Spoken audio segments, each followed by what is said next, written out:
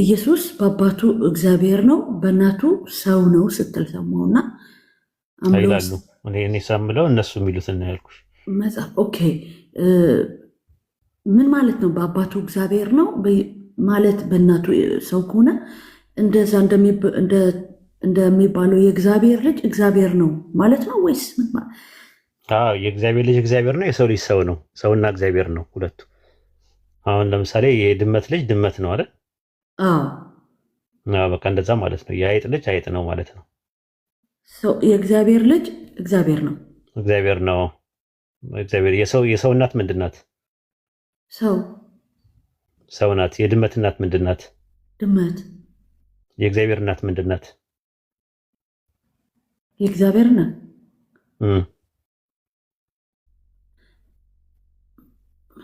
እግዚአብሔር አይ ዶንት ኖ። እግዚአብሔር እናት አለ ይላሉ እነሱም ያምናሉ። እግዚአብሔር ኢየሱስ ክርስቶስ ወላዲተ አምላክ ትባል የለ የአምላክ እናት ትባላለች። ስለዚህ የአምላክ እናት ምንድን ናት?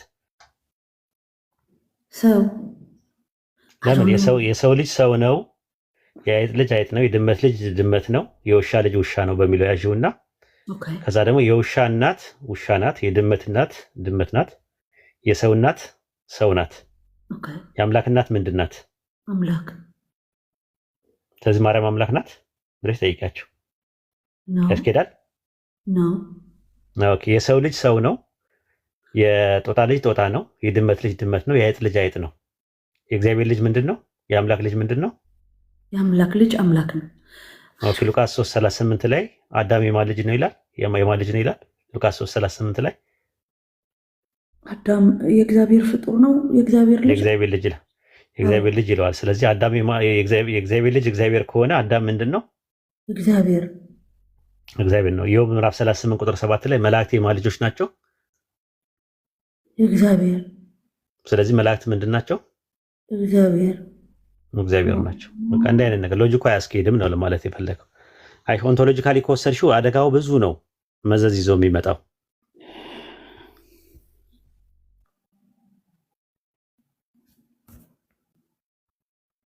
ግልጽ ነው።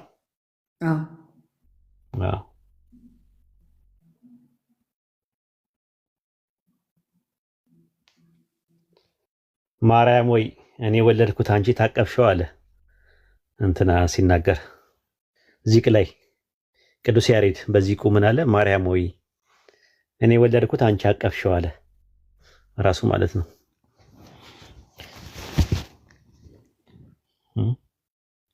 ያ ሙሽራ እኮ ናት ማርያም፣ ታውቂያለሽ? ያ ሙሽራ ናት ይላል ራሱ። ሚስትም ተብላለች ራሱ፣ ግን አይነግሩሽም። እሱም በገዝ እየተደበቁ ስለማይናገሩ ነው። ያ ሚስት ተብላለች ራሱ። ሰዓታት ላይ ታታታውሽም። ምናልባት አንቺ ግዝ ትችላለሽ። ሰላም ለኪ ማርያም እስመ ኮንኪ ለአብ ማዕርቱ ለወልድ ወላዲቱ ይላል። ሰላም ለኪ ማርያም እስመ ኮንኪ ለአብ ማዕርቱ፣ ለአብ ሚስቱ ነሽ፣ ለወልድ ደግሞ ወላዲቱ፣ ለወልድ ደግሞ እናቱ ነሽ ይላል። ወለመንፈስ ቅዱስ ጽርሐ ቤቱ ይላል ራሱ ማለት ነው።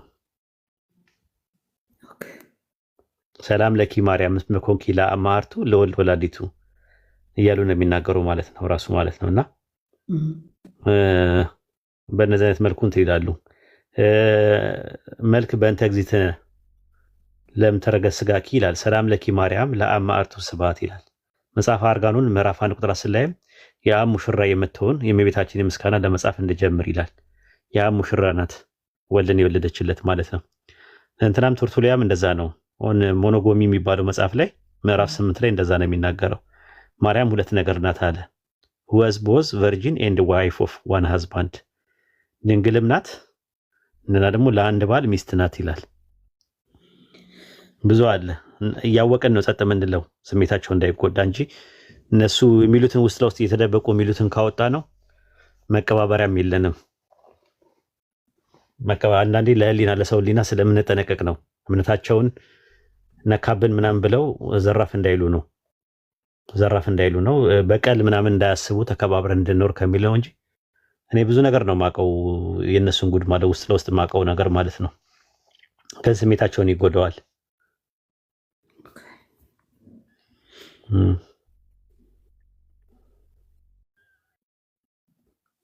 ከማርያም የሆነው ከሰው የሆነው ማን ነው? ከሰው የሆነው የሆነው ከማርያም ሰው የሆነው ማን ነው? እግዚአብሔር አብ ነው? እግዚአብሔር ወልድ ነው? እግዚአብሔር መንፈስ ቅዱስ ነው? እግዚአብሔር ወልድ። እግዚአብሔር ወልድ ነው ማለት ነው። ሰው ያልሆኑ ደግሞ ስንት እግዚአብሔሮች አሉ? የቀሩ ሁለት አሉ ማለት ነው። ለዛ ነው አብርሃም ቤት የገቡት እግዚአብሔሮች አጋዕዝተ ዓለም ይባላሉ። አጋዕዝተ ዓለም ታውቂያለሽ? እግዚ ማለት በግዕዝ ጌታ ማለት ነው። አጋዕዝት ማለት ደግሞ ጌቶች ማለት ነው። አብርሃም ቤት የገቡ ዓለምን የሚገዙ ጌቶች አሉ። 3 ናቸው። እግዚአብሔር አብ አንዱ እግዚአብሔር ነው። እግዚአብሔር ወልድ ሁለተኛው እግዚአብሔር ነው። እግዚአብሔር መንፈስ ቅዱስ ሶስተኛው እግዚአብሔር ነው ይላሉ።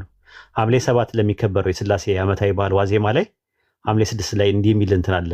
ነአምን ወነአምልክ በአሐዱ እግዚአብሔር እምቅድመ ዓለም ሀሉ። ትርጉሙም ከዓለም በፊት በነበረ በአንዱ እግዚአብሔር እናምናለን እናመልካለን። ወነአምን በአካሉ እግዚአብሔር ዘበምልክናሁ ለአብ ይመስሎ፣ በአምላክነቱ አብን በሚመስል በሁለተኛው እግዚአብሔር እናምናለን። ወነአምን በሳልሱ እግዚአብሔር መንፈስ ቅዱስ ዘይመልክ ሁሎ፣ ሁሉም በሚሞላ መንፈስ ቅዱስ በሶስተኛው እግዚአብሔር እናምናለን ይላል። ይታይሻል።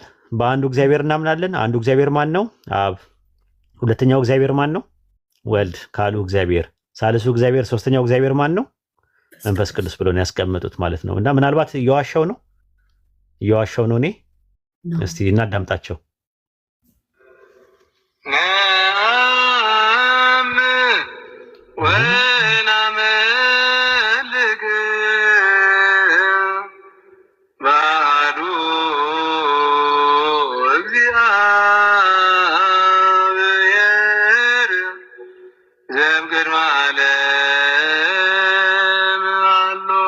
አየሽው? ነአምን ወነአምልክ በአሐዱ እግዚአብሔር እምቅድመ ዓለም ሀሎ።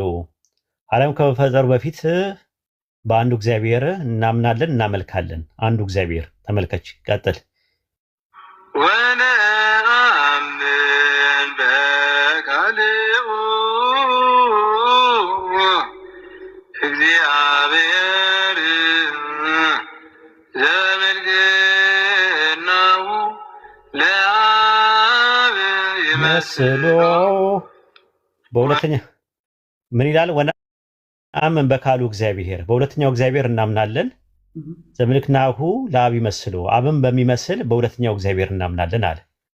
ወነአምን ካለ በኋላ ወ ማለት በግዕዝ ልክ እንደ አረብኛ ነው እና ማለት ነው። ልክ ቨ እንደምለው በዕብራይስጥ። ሶስተኛውን ደግሞ አዳምጡት። ወነአምን በሳልሱ እግዚአብሔር መንፈስ ቅዱስ ዘይመልክ ሁሎ። ወነአምን በሳልሱ እግዚአብሔር መንፈስ ቅዱስ ዘይመልክ ሁሎ፣ ዓለምን ሁሉ በሚሞላ በሶስተኛው እግዚአብሔር እናምናለን ብሎ ነው ያስቀመጡት። እና በዜማ ሐምሌ አያውቁም ብለው ነው። ቅኔ ማህሌት ውስጥ የተቀረጸውን እኔ ቪዲዮ ራሱ ቀርጬያቸዋለሁ። ራሱ ቅኔ ማህሌት ውስጥ ነው የምነግራቸው። ያው ስሙት።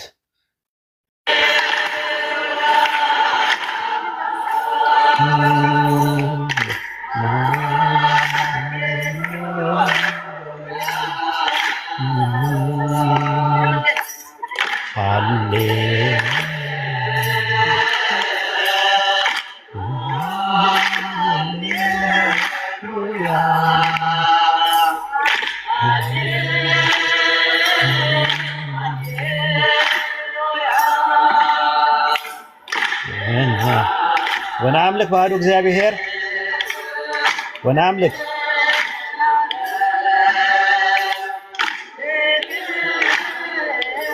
በአሐዱ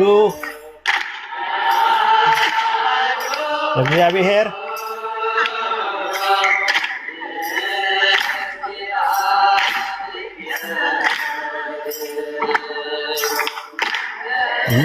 እምቅድመ ዓለም ሀሎ። ቀሽረው መርዋ ድምፅ። ወነአምን በካሉ እግዚአብሔር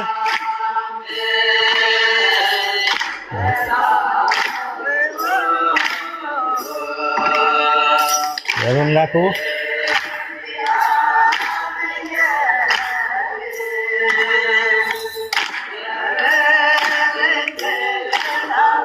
ለአብ ይመስሎ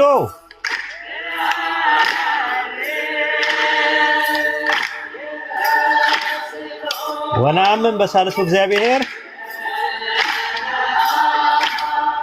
ተቀበል።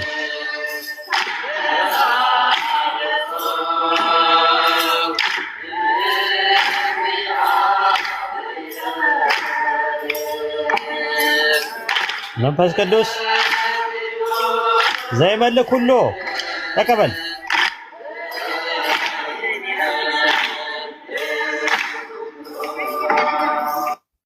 ያልሽ ጓል መቀሌ እኔን የሚጠሉኝ ስሜን የሚያጠፉት የተሽለጠለጡና እየተርመጠመጡ ውስጥ ለውስጥ የተለያየ ነገር ደባና ተንኮል የሚያደርጉት ኦርቶዶክሶች በተለይ ማለት ነው። ፕሮቴስታንቶቹ ጋር ብዙም ባይዳፈሩ እንዲህ አይነት ነገር የሚያደርጉት ይህን ምስጢራቸውን ስለማቅ ነው። ምንም አድርጌ አይደለም። አንዴ የሚያሰልመው ገንዘብ እየሰጠ ነው ይላሉ። አንዴ የራቁት ፎቶ እየያዘ ነው ይላሉ። እሺ ሴቶች ውስጥ የራቁት ፎቶ ተያዘባቸው፣ ወንዶቹ በምን ይሆን የሚሰልሙት? ይህንን ነገር አውቃለሁ። እኔ ውስጡን አውቀዋለሁ። ለዛ ነው እኔም ብዙ ነገር ይቅር ምለው። ለዛ ነው ይቅር በቃ ህሊናቸውን እንዳልጎዳቸው ከሚለው አንጻር እንጂ ስለ ስላሴ ካወራው አንድ ኦርቶዶክስ አይተርፋትም። አምላካችን ያለ መለየት ሶስት ነው ይሉና እዚህ ጋር ደግሞ መጥተው አይ አንድ ነው አንድ እግዚአብሔር ነው ይላሉ። ሃይማኖተ አበው ምዕራፍ 99 ቁጥር 11 ላይ ተመለከቱ። አምላካችን ያለ መለየት ሶስት ነው እያሉ እዚህ ጋር ደግሞ አሁን መጥተው ሊሸውዱኝ ይፎክራሉ። እዚህ ሰው አያነብም ብለው ሰይፈ ሥላሴ ዘቀዳሚት ምዕራፍ 7 ቁጥር 68 ላይም ለመለኮት ሶስትነት ምስጋና ይገባል። መለኮት ምንድን ነው? ሶስትነት አለው። ሰይፈ ሥላሴ ዘረቡዕ ምዕራፍ 4 ቁጥር 31 ላይ መለኮት በአካል ሶስት ነው። መለኮት ሶስት ነው። በምን? በአካል ሶስት ነው። ሰይፈ ሥላሴ ዘሰኑይ ምዕራፍ 2 ቁጥር 42 ላይ በጽርሐ አርያም ለሚኖር ሶስት ለሚሆን አምላክ ሰላምታ ይገባል። ሶስት ለሚሆን አምላክ ሶስት ከዛ በኋላ አንድ ነው ይሉኛል። ዘዳግም 13:7 ላይ አንተም አባቶችም የማታውቃቸውን ሌሎች አማልክት እናምልክ ብሎ ቢጠራ አትስማው ይላል። አብርሃም አያውቀውም፣ ይስሐቅ አያውቅም፣ ያዕቆብ አያውቅም፣ አይሁዳኖች አያውቁም። ምን ነው ሶስት አካል ሳያመልኩ ሞቱ እነዚህ ሁላ ሰዎች? ምን ነው እንዴት እንትን አሉ ራሱ ማለት ነው። ከዓለም በፊት በነበረ በአንዱ እግዚአብሔር እናምናለን እናመልካለን። ወነአምን በካሉ እግዚአብሔር ዘይመክኑ ለአብ ይመስሉ በአምላክነቱ አምን በሚመስል በሁለተኛው እግዚአብሔር እናምናለን። ወነአምን በሳልሱ እግዚአብሔር መንፈስ ቅዱስ ዘይመልክ ሁሉም በሚሞላ በመንፈስ ቅዱስ በሶስተኛው እግዚአብሔር እናምናለን። በሶስት ሁለተኛ እግዚአብሔር ሶስተኛ እግዚአብሔር እያልክ እየነገርከኝ ከዛ በኋላ መተህ ለእኔ እግዚአብሔር አንድ ነው ሶስት አንልም ብለህ ልሸውደኝ ትሞክራለህ እንዴ? አትችልም። እኔ ጋር ስላሴን ቀና ብለህ ማውራት አትችልም። ገድለ እስጢፋኖስ ዘወራ መጋቢት ምዕራፍ 6 ቁጥር 2 ላይ እዩት። ያለ አጋዕዝተ ዓለም ስላሴ ቅጠል እንኳን ከግንዱ ለዘይቶ አይደገፍም እናል። አጋዕዝተ ዓለም አጋዕዝት ማለት ጌቶች ማለት ነው። የእግዚእ ብዙ ቁጥር ነው። ሰይፈ ሥላሴ ዘሐሙስ ምዕራፍ 5 ቁጥር 22 ላይም እንደዛ ነው። ሶስት ልዑላን ገዢዎች፣ ሶስቱ ጌቶች ተመልከቱ። ሶስቱ ጌቶች መጽሐፈ እንዝራ ስብሐት ምዕራፍ 11 ቁጥር 9 ላይ በአንቺ ሶስቱ ጌቶች የተጠለሉብሽ ሰለስቱ አጋዕዝት ሶስቱ ጌቶች፣ ሶስት ጌታ እያመለክ እኔ ጋር መጥተህ ላጭንና ቅርሻትን ልታዝረከርክብኝ አይገባህም። ሐሳብ ነው ያቀረብኩት። ሐሳብ ላይ ሞግት። ሐሳብ ነው ያቀረብኩት። ሶስት ጌቶች ይላል። ይኸው መጽሐፎቻችሁ እንደዛ ይናገራል። ወይ አቃጥሉት ያለውን ነገር። እኔ ባይብል ይናገራል እንደዛ ብዬ አይደለም ብለው። ይኸው መጽሐፍቶቻችሁ እንዳለ ሶስት ጌቶች እያለ ይናገራል። ወይ አቃጥሉት ወይ ደግሞ ተዉት። ትክክል ካልሆነ ከጥንት ጀምሮ የነበረ መጽሐፍ አባ ጊዮርጊስ ዘጋስጫ ኢትዮጵያዊ ቄርሎስ እየተባሉ የሚባሉ ምን ታደርጉታላችሁ? መጽሐፈ እንዝራ ስብሐት፣ መጽሐፈ ሚስጥር፣ የዶግማ መጽሐፍ ከነሱ ላኩ እየጠቀስኩኝ ያለሁት። ያሬድም ልታደርጉት ነው። ከረሱል ሰለላሁ ዐለይሂ ወሰለም መወለድ በፊት እኮ የነበረ ነው። ራሱ በ520 ላይ ነው ይሄን የደረሰው። ግዕዝ እዝልና ሐራራ የሚባል ነገር ሲደርስለት ያኔ ነው ይህን ነገር ዚቅ እንትን ብሎ ያመጣው ማለት ነው። ዚቅ ብሎ ያስቀመጠው ማለት ነው በኦርቶዶክስ ማለት ነው። እና ይሄ ምንድነው ያለው? ዚቅ ነው። በዚቅ ላይ ታገኙታላችሁ። ሐምሌ 7 ነው የሥላሴ ዓመታዊ ዋዜማ ላይ የሚደረገው ዜማ ነው። ነአምን ወነአምልክ በአሐዱ እግዚአብሔር ዘእምቅድመ ዓለም ሀሉ፣ ከዓለም በፊት በነበረው በአንዱ እግዚአብሔር እናምናለን። ወነአምን በካሉ እግዚአብሔር፣ በሁለተኛው እግዚአብሔር እናምናለን። ሶስተኛ ደግሞ በሳልሱ እግዚአብሔር፣ ወነአምን በሳልሱ እግዚአብሔር፣ በሶስተኛው እግዚአብሔር። ከዛ እኔ ጋር ትመጣና አንድ እግዚአብሔር አለ። የለም እንደዛ ነው። ሶስት እግዚአብሔሮች ናቸው ያሉት። እግዚአብሔር አብ፣ እግዚአብሔር ወልድ፣ እግዚአብሔር መንፈስ ቅዱስ። ጋድ ዘ ፋዘር፣ ጋድ ዘ ሰን፣ ጋድ ዘ ሆሊ ስፒሪት። ማነው ከማርያም ሰው የሆነው? ጋድ ዘ ሰን የሚባለው ጋድ ዘ ፋዘር እና ጋድ ዘ ሆሊ ስፒሪት የሚባሉት እግዚአብሔር አብና እግዚአብሔር መንፈስ ቅዱስ የሚባሉ ሁለት የቀሩ አሉ። አምላክ ያልሆኑ አብና መንፈስ ቅዱስ ደግሞ አምላክ ናቸው። በእናንተ ትምህርት ሲሞትም ዓለምን ሲቆጣጠሩ የነበሩ ሁለቱ ናቸው፣ የቀሩት ናቸው። አንዴ ሁለት ያልሞቱ አሉ። እንዲህ አይነት ትምህርት ይዘህ እንዴት ነው እስልምና ላይ መተህ የምትሳደበው? እንዴት ነው የምታብጠለጥለው፣ የምታበሻቅጠው፣ የምታነውረው? እስልምና ላይ መተህ እኛ ሐሳብን ያቀረብነው በቃ የምታምኑበትን ነገር ነው። አይ ካለ ይሄ መጽሐፍቶቻችሁ ነው ወይ አቃጥሉት ወይ ጣሉት። አይ ባይብል እንደዛ አይልም እሰየው ይበል የሚያስብል ነው። ባይብል ምንድነው የሚለው? ዘዳግም 6:4 ላይ፣ ማርቆስ 12:29 ላይ እስራኤል ስማ ጌታ አምላካችን አንድ ጌታ ነው። እውነት ነው። በቃ ይሄንን ነው። ይሄ የኛ ትምህርት ነው። ኑ ወደኛ። የዓለም ህዝብ 2 ቢሊዮን ክርስቲያን ከ2 ቢሊዮን ውስጥ 1.7 ቢሊዮኑ በስላሴ ያምናል። በስላሴ ያምናል። እነ ጆ ባይትነስ እነ ኦሊጂሰስ እነ ሞርሞን ምናምን የሚባሉ አድቬንቲስት እንኳን በስላሴ ያምናል የሚባሉት በአጠቃላይ በስላሴ የማያምኑ ጥቂት ቁጥር ነው ያላቸው። እንዳለ ትልቁ ክርስትና በስላሴ ትምህርት ተጠምደዋል ራሱ ማለት ነው። ስላሴ በሚባል ትምህርት ተጠምደዋል። እና ክርስትና ትክክል ነው ብለህ እንዳትለኝ።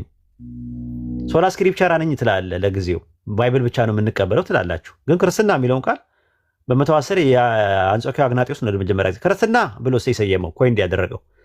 ክርስትና ትምህርቱ ምንድነው? ስላሴ ነው፣ ተሰጎት ነው፣ ሃይፖስታቲስ ዩኒየን፣ ኮሰብስታንሻል ምናምን ነገር ባይብል ላይ የሌሉ ፍልስፍና ከግሪክ የተወሰደ የተቀዳ ፕላቶኒክ አንደርስታንዲንግ፣ አርስቶቴሊያን አንደርስታንዲንግ። በነገራችን ላይ አንድ ነገር ልንገራችሁ። ትርጉም የሚባለው ሄርሜኔቲክስ የሚባል ነገር ታውቃላችሁ? ስነ አፈታት ጥናት ይባላል።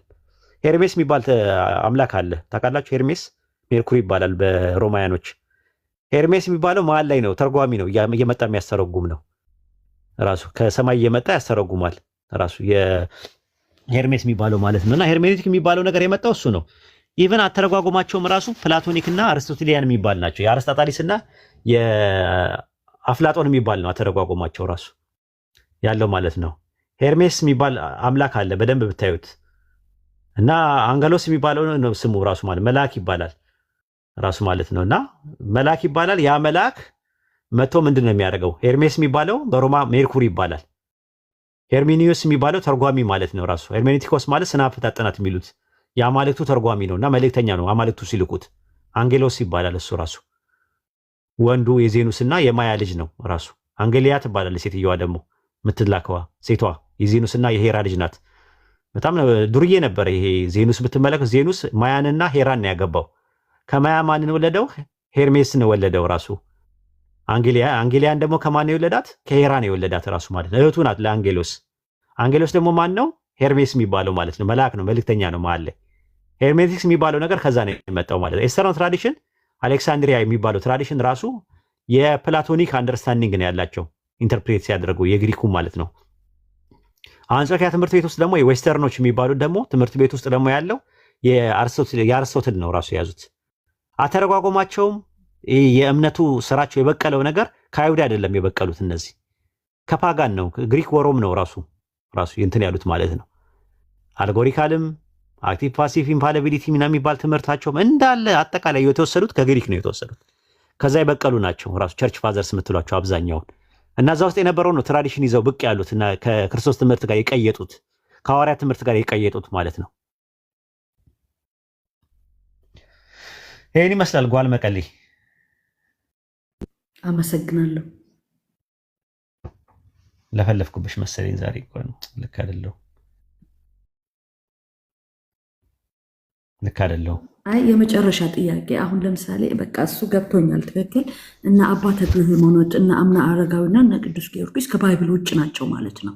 ሁሉም ባይብል ውስጥ የሉም። እና እኛ በኢትዮጵያ ኦርቶዶክስ ነው እነዚህ እንትን የመጡት ወይስ በሌላው በኦርቶዶክስ በግሪክም በግብፅም አሉ እነዚህ እነ ተክልዬ እነሱ አቡነ አረጋዊ ምናምን እንመጣበታለሁ። ተክልዬ እመጣለሁ። ስለ ጊዮርጊስ ጊዮርጊስ ከኛ ጋር ግንኙነት አለው። ሱረቱል ካፍ ምዕራፍ 18 ቁጥር 9 የዋሻውና የሰሌዳው ባለቤቶች ከታምራቶች ያዝ ሲሆን ግሩም መሆናቸውን አሰብክን ይላል። አጀባ ግሩም መሆናቸውን አሰብክን ይላል። እና አምላካችን አላ የዋሻው ምዕራፍ የሚባል አለ ራሱን የቻለ የዋሻው እንትን አለ። እና እነዚህ በዚህ ሰዓት ላይ ሰማዕታት የሆኑበት ዘመን ነው። ኔሮ የሚባል ንጉስ ተነስቶ ሲጨፈጨፋቸው ዋሻ ውስጥ ገቡ ማለት ነው። ከዋሻው የተረፉ ሰዎች የተሰዉ ሰዎች አሉ። መርቆሬዎስ የሚባል አለ፣ ማርኪዩስ የሚባል መርቆሬዎስ የሚባለው አለ። በ224 ነው የስላሴ ትምህርት ምናምን ከመምጣቱ በፊት የነበረ ነው መርቆሬዎስ። ቂርቆስና ኢየሉጣ የሚባሉ አሉ በ304 ላይ ራሱ ማለት ነው። አርሴማ አለች ራሱ በውጭ በ290 ጆርጅ አለ በኢትዮጵያ ጊዮርጊስ የሚባለው 303 ላይ ነበሩ ማለት ነው። እና በ372 ላይ ነው 372 ላይ ነው የነቁት። ሲነቁ ገበያው ተቀይሮ ምናምን ነው ያዩት የራሱ ማለት ነው። እና የቁጥራቸው መጠን አይታወቅም። በኦርቶዶክስ እና በካቶሊክ 7 ናቸው ይላሉ። 7 ደቂቀ በኤፌሶን ዳኪዮስ ውስጥ የነበሩ ናቸው፣ ፐርሲኪዩት ተደርገው የነበሩ ናቸው ተብሎ ነው የሚታመነው። በ372 ላይ ነው ለ300 ዓመት ነው የቆዩት ማለት ነው። እና በጨረቃ አቆጣጠር 9 ዓመት ይጨምራል 309 ቀን ማለት ነው። 300 ዓመት የቆዩት የቁጥራቸው መጠን ግን አጠይቃቸው ነው ያለው አላህ። እነሱ 7 ናቸው እያሉ ነው የሚለው፣ ይከራከራሉ። 8 ነው የሚለው አሉ፣ 9 ነው 12 ነው የሚለው አሉ። ያንን ነው የዋሻውና የሰሌዳው ባለቤታቸው ከታምራቶች ሲሆን ግሩም መሆናቸውን አሰብክን ይላል። እና ዋሻ ውስጥ የነበሩ ሰዎች አሉ፣ ከዋሻው የተረፉት አሉ፣ ሰማዕታት የሆኑት እነሱ እንደዛ ናቸው። አቡነ አረጋዊ የምታያቸው ተስዓቱ ቅዱሳን ከሚባሉት ውስጥ ሚያፊዚስ እና ዲያፊዚስ በሚባለው ጭቅጭቅ ተሰደው የገቡ ናቸው። እና አባ ገሪማ ገረምከኒ አባ ገሪማውን ባይብልን አይ ቲንክ ከአረማይስጥ ይሁን ከሶሪያ ይሁን ወይ ከግሪክ ይሁን ወደ ግዕዝ የተረጎሙት እሳቸው ናቸው። አቡነ ገብረ መንፈስ ቅዱስ ገዳም ውስጥ ያለው እሱ ነው ራሱ መልከ ጼዴቅ ገዳም ውስጥ ነው ያለው እንጂ አቡነ ገብረ መንፈስ ቅዱስ ራሱ የሚባሉት ማለት ነው። አቡነ አረጋዊ የሚባሉት ማለት ነው። እሳቸው ናቸው የወጡት ማለት ከረሱል ሰለላሁ ዐለይሂ ወሰለም በፊት ነው ኢትዮጵያ ውስጥ የገቡት ራሱ እነሱ። ከዛ በኋላ እነዚያ አቡነ ተክለ ሃይማኖት የምታያቸው የነበሩት እቲሳ ነው። እቲሳ ተክለ ሃይማኖት ነው የተወለዱት። እዚህ ቡልጋ ውስጥ ነው የተወለዱት። ቡልጋ የተወለዱት ማለት ነው። እቲሳ ተክለ ሃይማኖት ነው የተወለዱት ማለት ነው። ከዛ በኋላ ነው የተቀበሩት ደብረ ሊባኖስ ያለው ሸዋ ውስጥ ማለት ነው። ወደ መራቤቴ አካባቢ ሳደርሽ መሰለኝ አይዶን ነው። ከዛ በኋላ ደግሞ አቡነ አረጋዊ የሚባሉት ደግሞ ከአቡነ ገብረ መንፈስ ቅዱስ የሚባሉት ደግሞ ከግብፅ የመጡ ናቸው። እሳቸው ኢትዮጵያ ውስጥ አይደለም ያሉት ማለት ነው። ዝቋላ ላይ ያረፉት ማለት ነው።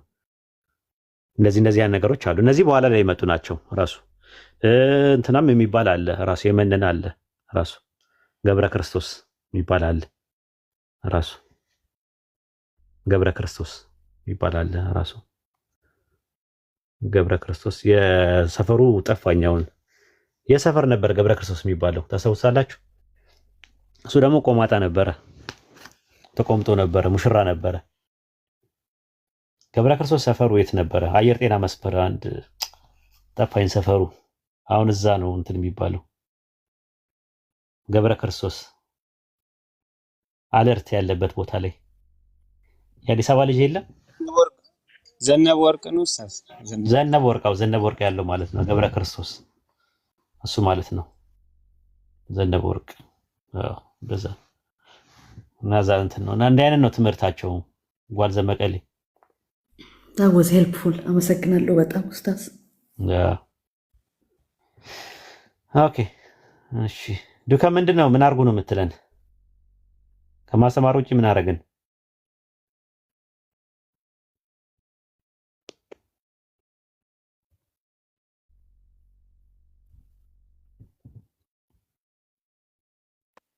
ምን አልከኝ ወይዴ? ምን አድርጉ ነው የምትለን? ሰላም ነው ነው አለ ኑርልኝ በእናትህ ወርካታ እግዚአብሔር ስማ አንተን ፊልጵስዩስ ምዕራፍ 2 ከ6 እስከ 11 ያለውን ጠይቀህ ነው። ምን አለ እሱ ላይ? እርሱ በእግዚአብሔር መልክ ሲኖር ሳለ ከእግዚአብሔር ጋር መተካከል እንደሚገባ ነገር አልቆጠረም፣ የባሪያን መልክ ያዘ ይላል። ከእግዚአብሔር ጋር መተካከል እንደሚቀማ ነገር እንደመቀማት አልቆጠረም ሲል ማለት በእኔ አረዳድ ብዬ ማምነው ከተወለደ ጀምሮ ነው በእግዚአብሔር መልክ የኖረው ብዬ ነው ማለት ቅድስናና ገዢነት ስልጣን ብዬ ነው ማስበው ነው እኔ ማለት እኔ ያመንኩበት ነገር። ግን በአንተ መረዳት እስቲ እንዴት ነው በእግዚአብሔር መልክ ሲኖር መተካከል የሚለው ነው መቀማት ነው? መቀማት የሚለው ነው የነበር ጥያቄ። በእግዚአብሔር ሁሉም እዛ ውስጥ ያለው እዛው የተቀመጠው ነው ሁሉም ነው ጥያቄ ሳይሆን ነው ለጠቅላላ ዕውቀት ነው። እርሱ ይላል እርሱ ማለት ክርስቶስ የሚለውን ተክቶ የመጣ ነው። ፊልጵስዩስ 2:5 ላይ መቼ ነው በእግዚአብሔር መልክ የኖረው ነው ጥያቄ። መጀመሪያው ላብራራልህ እርሱ ማለትም ክርስቶስ በአምላክ መልክ ሲኖር ሳለ ይላል። አምላክ የተባለው አብ ነው። በአብ መልክ ሲኖር ሳለ ነው የሚለው ሳት ሚንስ በአብ ህልውና ሲኖር ሳለ ማለት ነው። ለምሳሌ ሐዋርያት ሥራ 17:28 ላይ በእርሱ እንኖራለን ይላል ጳውሎስ። በማለት በአብ ማለት ነው እንኖራለን ይላል። ዮሐንስ ወንጌል 6:57 ላይም ሕያው አብ እንደላከኝ እኔ ከአብ የተነሳ ሕያው እንደምሆን ይላል። ስለዚህ ከአብ የተነሳ ነበረ የሚኖረው እርሱ በአምላክ መልክ ወይም ደግሞ በአምላክ ሲኖር ሳለ ነው የሚለው። መቼ ነው ሲኖር ሳለ ለሚለው ቃል የሚጠቀመው? ሃይፖርሆን ነው የሚለው። ሃይፖርሆን ማለት ምን ማለት ነው? ቀጣይነት ያለው የአሁኑ ግስ ነው። ፕሬዘንት አክቲቭ ፓርቲሲፕል ነው። ኃላፊ ግስ አይደለም። ከድንግል ማርያም ከመወለዱ በፊት ሳይሆን ምድር ላይ እርሱ በአምላክ መልክ ሲኖር ሳለ ከአምላክ ጋር መተካከልን መቀማት ነገርን አልቆጠረም። መቼ ነው ያልቆጠረው? ዮሐንስ ወንጌል ምዕራፍ 5 ቁጥር 18 ላይ ራሱን ከአምላክ ጋር አስተካክሎ አምላክ አባቴ ነው ስላለ ይላል። ሳለ የሚለው ቃል ያኔ ነው። መተካከል ለሚለው ቃል የገባው ኢሳ ወይም ኢሶስ ነው በግሪከኛ። መስማማት በሚል ይመጣል። ማርቆስ 14:56 ላይ መስማማት ነው። መተካከልን ወይም መስማማትን መቀማት እንደሚገባ ነገር አልቆጠረውም ማለት ቀምቶ ያመጣው ነገር ሳይሆን በስጦታ ያገኘው ነገር ነው። ማቴዎስ ወንጌል ምዕራፍ 28 ቁጥር 18 ላይ ስልጣን ሁሉ በሰማይና በምድር ለእኔ ተሰጠኛል። ስለዚህ ያገኘው በስጦታ ነው እንጂ ቀምቶ ነጥቆ አይደለም ያገኘው። መተካከልን ወይም መስማማትን መቀማት እንደሚገባ ነገር አልቆጠረውም። ዮሐንስ ወንጌል 5:17 ላይ አባቴ እስከዛሬ ድረስ ይሰራል እኔም እሰራለሁ ብሎ ተስማምቶ ነበረ። እውነት እውነት እላቸዋለሁ አብ ሲያደርግ ያየውን እንጂ ወልድ ከራሱ ምንም ሊያደርግ አይቻልም ብሎ ነው ያላቸው ራሱ ማለት ነው። ከእግዚአብሔር ጋር ራሱን አስተካክሏል ብሎ ሲሉት አብ ሲያደርግ ያየውን እንጂ ወልድ ከራሱ ምንም ሊያደርግ አይቻልምና አለ። ከዛ በኋላ ምን አለ? አብ ሊፈጽመው የሰጠኝ ስራ ይህ የማደርገው ስራ አብ እንደላከኝ ስለኔ ይመሰክራል። እኔ ላደርገው የሰጠኝን ስራ በምድር ላይ ፈጽሜ ያከበርኩ ይላል ዮሐንስ 17:4 ላይ። ስለዚህ የምንማረው ነገር ምንድን ነው? መተካከልም በመቀማት ሳይሆን በስጦታ ነው ያገኘው ራሱ ማለት ነው። ከዛ በኋላ ምንድን ነው የሚለው? ራሱን ምን አደረገ ነው የሚለው? ምን አደረገ ነው የሚለው? ከዛ በኋላ በምስሉም እንደ ሰው ተገኝቶ አይልም ዱከብ ይላል። በምስሉም እንደ ሰው ተገኝቶ ሲል ሰው የተባለው አዳም ነው። የአዳም አምሳያ ደግሞ እሱ ነው። ሮሜ ምዕራፍ 5 ቁጥር 14 ላይ አዳም ይመጣ ዘንድ ላለው ለእርሱ አምሳሉ ነውና ይላል። በምስሉም እንደ ሰው እንደ አዳም ተገኝቶ ራሱ ምን አደረገ? ባዶ አደረገ ነው። ባዶ አደረገ ማለት የሆነ ልክ በርሜል ውሃም ስደፋው በርሜሉ ባዶ እንደሚሆን አምላክነቱን የሆነ ቦታ ደፍቶት አስቀምጦት ወይም አምላክነቱን እንደ ጃኬት የሆነ ቦታ አስቀምጦት መጣ ሳይሆን ኬኖሲስ ማለት ባዶ አደረገ ማለት ምን ማለት ነው? ሁለተኛ ቆሮንቶስ ምዕራፍ 8 ቁጥር 9 ላይ ይኸው የክርስቶስን ቸር ስጦታ አውቃችኋልና ሀብታም ሲሆን እናንተ በእርሱ ድሃነት ባለጠጎች ትሆኑ ዘንድ ስለ እናንተ ድሃ ሆነ። ድሃ ሆነ ማለት ባዶ ሆነ። ምንድን ነው ያደረገው? ቸር ስጦታ አውቃችኋል። ይሄ ቸር ስጦታው ምንድነው? ህይወቱን ነው የሰጠው ብሎ ነው የሚናገረው ገላትያ 1:4 እና ቲቶ 2:14 ላይ ራሱን ሰጠ ይላል። ራሱን ባዶ አደረገ ማለት ህይወት የነበረውን ህይወቱን ሲሰጥ ባዶ ሆነ፣ ለሞት ያውም የመስቀል ሞት ታዛዥ ሆነ በማለት ይናገራል። ከዛ ምን አደረገ? አምላክም ደግሞ ያለ ልክ ምን አደረገው ይላል? ከፍ ከፍ አደረገው አለ። ራሱን ስላዋረደ ማለት ነው። ማቴዎስ 23:12 ላይ ራሱን የሚያዋርድ ሁሉ ከፍ ከፍ ይላል ባለው መሰረት በዚህ ምክንያት አምላክ ደግሞ ያለ ልክ ከፍ ከፍ አደረገው ይላል። ስለዚህ ፊልጵስዩስ ምዕራፍ 2 ቁጥር 5 እስከ 7 ድረስ ያለው በዚህ መልክና ልክ መረዳትም ማስረዳትም መሞገትም መሟገትም ትችላለህ ማለት ነው። እኔ ደግሞ አመሰግናለሁ ነው እንግዲህ። እሺ በደንብ ተመለሰልህ እንዴ? በደንብ ነው። የዞረብህ እኮ ነው አንተ።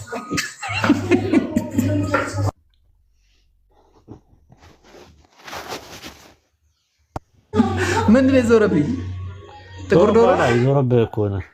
የዞረብህ ነው። አንተ እያወካት ፊደህ አንተ እያወካት ፊደህ ሞት እጁ ላይ ያለ ሰው እንዴት አድርጎ ነው እንደዚህ የሚቀልደው የሚያሽፈው? ያመኛል ትላለህ ብዙ ጊዜ። እንዴት አንተ ስለ አሄራን እንኳን እንዴት አታስብም? ሌላው ቢቀር ማለት ነው። አባት የሌለው ልጅ ሆነ እስከ መቼ ነው የምትኖረው? አንተ ስለነገርከኝ ብቻ ነው ዝም ብያለሁ እንጂ ነፍስ ብዬ አስብ ነው። አባት የሌለው ልጅ ሆነ እስከ መቼ ነው የምትኖረው? አባት የሌለው ልጅ ሆነ እስከ መቼ ነው የምትኖረው?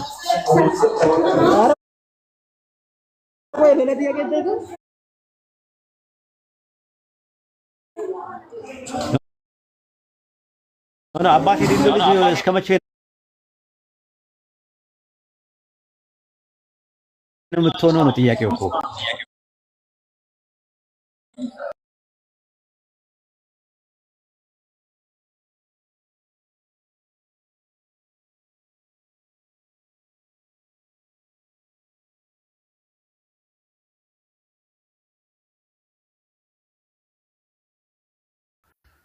ትን ብሎንም ልንሞት እንችላለን።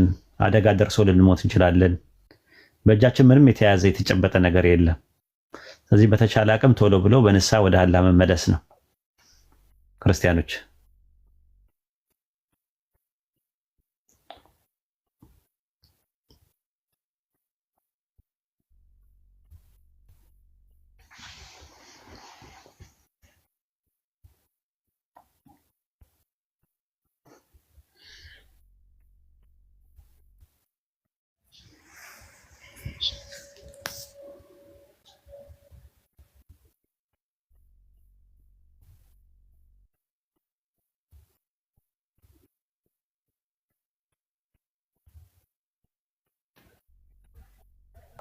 እሺ ሰላም አለይኩም ወራህመቱላሂ ወበረካቱ። ኡስታዝ ከመውጣቱ በፊት 1 ሚሊዮን መግባት አለበት ታብታቡ። እሺ ሌላው ይብሽ ኮሜንት አትጻፉ ኢንሻአላህ። ጥያቄ ያላችሁ እስማኤል አለ ቀጥል። ሰላም አለይኩም። ወአለይኩም ሰላም ወራህመቱላሂ ወበረካቱ። እስማኤል ሰላም ነው ኡስታዝ?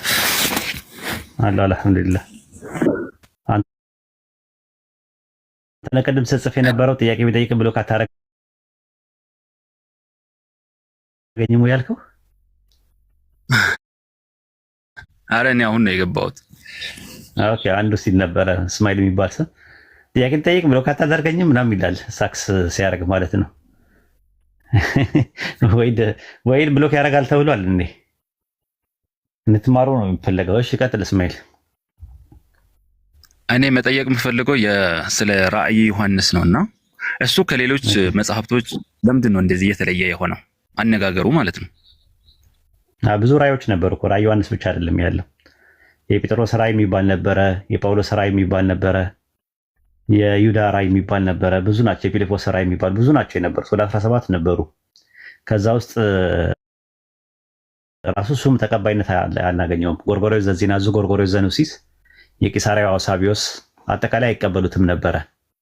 ሲትሮን ነው ምናምን የሚባል አንድ መናፍቅ አለ ብለው የሚያምኑት የኖስቲሶች አንደኛው ብራንች መሰረተ እሱ ነው የጻፈው። በዮሐንስ ስም እያጭበረበረ ነው ብሎ ነው የሚያምኑት የነበረው እና በኋላ ላይ መጽሐፉ መክሲሚያኖስ እና ዲዮቅልጥያኖስ በተነሱበት ሰዓት ላይ ጠፋ ተብሎ ነበረ። ዮሐንስ አፈወርቅ ተገለጸልኝ ብሎ እሱ ነው የጻፈው ያዘጋጀው። ያውኑ ማለት ነው። የራዕየ ዮሐንስ ምዕራፍ 18 ምዕራፍ 22 ቁጥር 18ን ብትመለከተው በዚህ መጽሐፍ ላይ የጨመረና የቀነሰ ያለው ሰዎች ራዕየ ዮሐንስ አለ ብለው ክሌም እንዳያደርጉ ነው ይላል። እዛው ላይ የጨመረና የቀነሰ የሚለው ራሱ እንትና ነው ዮሐንስ አፈወርቅ ነው። ከዛ ለምንድን ነው ያለው እንደዛ ሲባል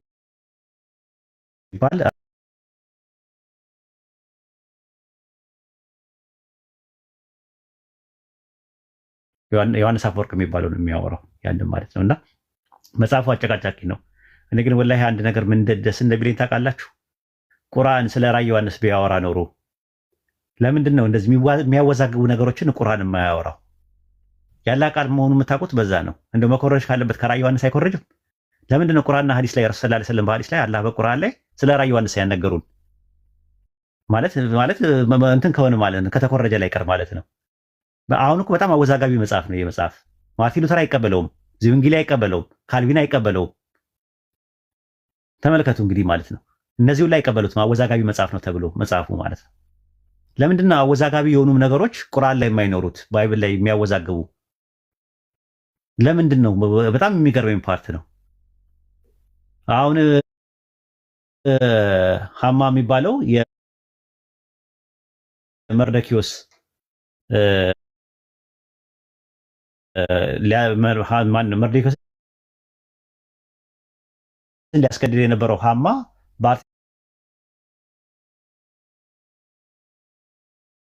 በአርጤክስስ አገልጋይ ነበር ምናምን ተብሎ የተጠቀሰው። ሐማ የሚባለው ደግሞ በሙሳ ዘመን የፊራውን እንትን ነበረ ተብሎ ነው የተባለው። አሁን የኛው ውሸት ነው ተባለ ሉለት ይናገራል በህልሙ መሰረት ከወንድሞቻቸው ጋር። ለምን እንደዚህ አይነት ስህተቶች ለምንድን ነው የማይኖሩት? ራሱ አብሮ እንትን የሚሉት ባይብል ላይ በዮሴፍ ዘመን የነበረውና በአብርሃም ዘመን የነበረው የግብፅ ንጉስ ፈርዖን እያለ ይጠራዋል። ፈርዖን የሚባለው ነገር ልክ እንደ አጼ ምናምን ስያሜ የተጀመረው በራምሴ ነው የተጀመረው። በሙሳ ላይ ሰላም ጊዜ በነበረው ነው። ቁርአን በዮሴፍ ጊዜ የነበረውን የግብፅ ንጉስ ለምንድን ነው ፈርዖን ያላለው? እንዲህ አይነት የታሪክ ስህተት ለምንድን ነው ያልተገኘበት ቁርአን ላይ? እና ምን ለማለት ፈልጌ ነው? ራዕየ ዮሐንስ አወዛጋቢ መጽሐፍ ነው። ሌሎቹ አወዛጋቢ መጽሐፍ የነበሩም ነበሩ። የጴጥሮስ ራዕይ የሚባሉ የጳውሎስ ራዕይ የሚባሉ አሉ። የዮሐንስ ራዕይ ብቻ አይደለም ያለው። የበርቶሎሜዎስ ራዕይ የሚባል አለ። የፊልጶስ ራዕይ የሚባል አለ። ሌሎችም ብዙ ራዕዮች አሉ። ራሱ ወደ 17 የሚደርሱ ነበሩ ራዕዮች አሉ። አፖካሊፕስ የሚባሉት መጽሐፎች አፖካሊፕሲስ ይባላሉ በግሪክ ራዕይ። ግልጽ ነው እስማኤል? ኦኬ አዎ ገብቶኛል ኡስታዝ ጀዛከላህ። ወያከል ለምንድን ነው ስለ ማቴዎስ ወንጌል የማያወራው ቁርአን?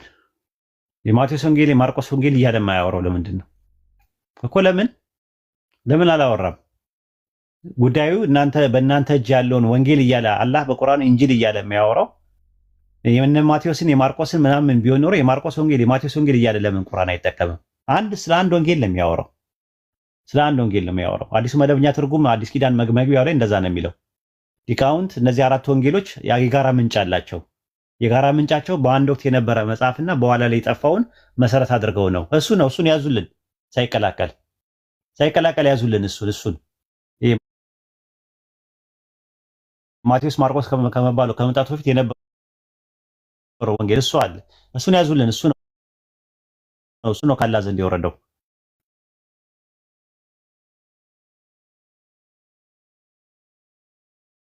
እሱ ያዙልን። እሱ ካላችሁ በቂ ነው። ማቴዎስ የኢየሱስ የትውልድ መጽሐፍ ብሎ የጻፈውን ነገር ወንጌል ነው አትበሉን። ወንጌል ውስጡ አለ እናምናለን። ግን ወንጌል ነው አትበሉን። አራት ወንጌሎች ተብሎ አትበሉን። የማቴዎስ ወንጌል አትበሉን። የማቴዎስ አይደለም ወንጌሉ የኢየሱስ ወንጌል ነው። የኢየሱስ ወንጌል ደግሞ ከአላህ ዘንድ የተቀበለው ነው፣ ከአምላክ ዘንድ የተቀበለው ነው። ዮሐንስ ወንጌል 17:8 ላይ፣ ዮሐንስ ወንጌል 17:14 ላይ፣ ዮሐንስ ወንጌል 12:40 መጽሐፍ የነበረው አንድ መጽሐፍ ሱረቱ አንቢያ ምዕራፍ 20:48 ላይ አለ። አንድ መጽሐፍ ነው የተጻፈው። አሁን አራቱ መቼ ነው የተጻፉት? በባቢሎን ምርኮ ጊዜ ዘጸአት ምናምን ነገር ሳይቀላቀል ያዙልን። እሱ ከመቀላቀሉ በፊት የነበረውን ኦሪት የሚባለውን ያዙልን፣ ቶራ የሚባለውን ያዙልን፣ ተውራት የሚባለውን ነገር ያዙልን። እሱን ያዙልን ሳይቀላቀል።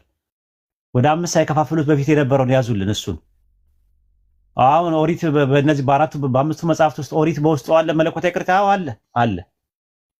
ቁርአን ሙሰዲቃን ነው፣ አረጋጋጭ ነው። ከአላህ ዘንድ የነበረውን አለ ብሎ ይለናል። የጨመራችሁት ደግሞ ሙዋሂሚን ነው፣ አራሚ ነው። ሱረቱ ማኢዳ ምዕራፍ 5:48 ላይ ይሄን ይመስላል።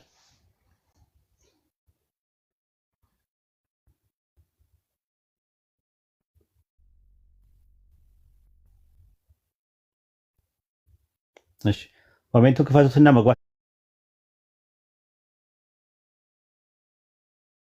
የሚፈልጉ ሰዎች ካሉ ይግቡ። መግባት የሚፈልጉ ሰዎች ካሉ ይግቡና ኢንሻአላህ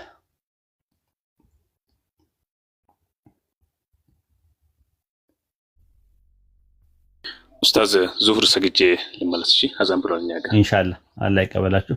ስትመጣ አስታውሰኝ። መጽሐፍ የሚፈልጉ ሰዎች ካሉ መጽሐፍ ይወስዳሉ ማለት ነው ኢንሻአላህ። እሺ መርሐባ። እሺ ቢላል ናግባ እስቲ።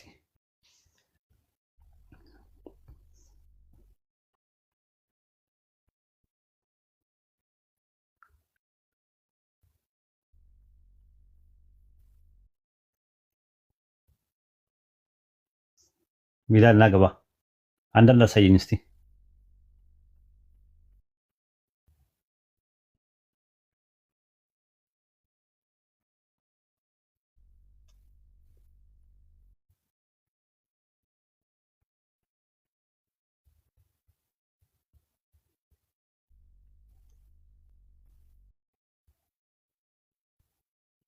እሺ ቢላልን አሁን አይቼው ነበርና አውራው ነበር። ኡስታዝ ቢላል ነው። ኡስታዝ ቢላል ኡስታዝ ቢላል ማዶ ከታች አለ ለሳበው ቆይ ፒኬም አለ። ፒኬንም ብስቡት ደስ ይለኛል። ፒኬም ብስቡት ፒኬ አለ። አሰላሙ አለይኩም ወራህመቱላሂ ወበረካቱ። እስኪመጣ ድረስ አስገባውሽ በአንተ ፋንታ ሰግደህ እስከምትመጣ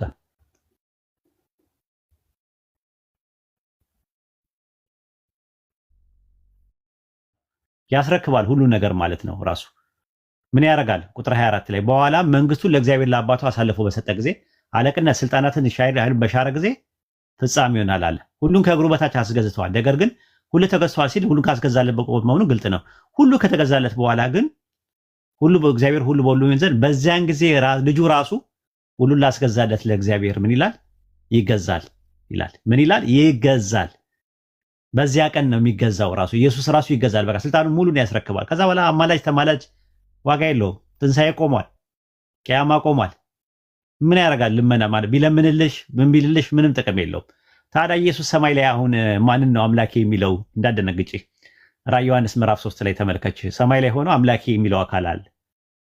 ምን ይላል? ራዕይ ዮሐንስ 3:2 ላይ ካረገ በኋላ ማለት ነው ለሰርዴስ ኤጲስቆጶስ ሲናገር ምን አለ? ስራን በአምላኬ ፊት ፍጹም ሆኖ አላገኘሁትም አለ። ይህን የተናገረው የት ነው? ሰማይ ላይ ነው ወይስ ምድር ላይ ነው? ራዕይ 3:2 ላይ ተመልከችው። ስራ በአምላኬ ፊት ፍጹም ሆኖ አላገኘሁትምና የነቃሁን አለ። ይሄ መቼ ነው? ሰማይ ላይ ነው ወይስ ምድር ላይ ነው የሚያወራው? ይሄንን ራዕይ እዛው ላይ 3 ራዕይ ዮሐንስ ምዕራፍ 3 እዛው ላይ ቁጥር 12 ላይ እንደዚህ ይላል። ተመልከች። ድል የነሳው በአምላኬ መቅደስ አምድ እንዲሆን አድርገዋለሁ፣ ወደፊትም ከዛ ያወጣ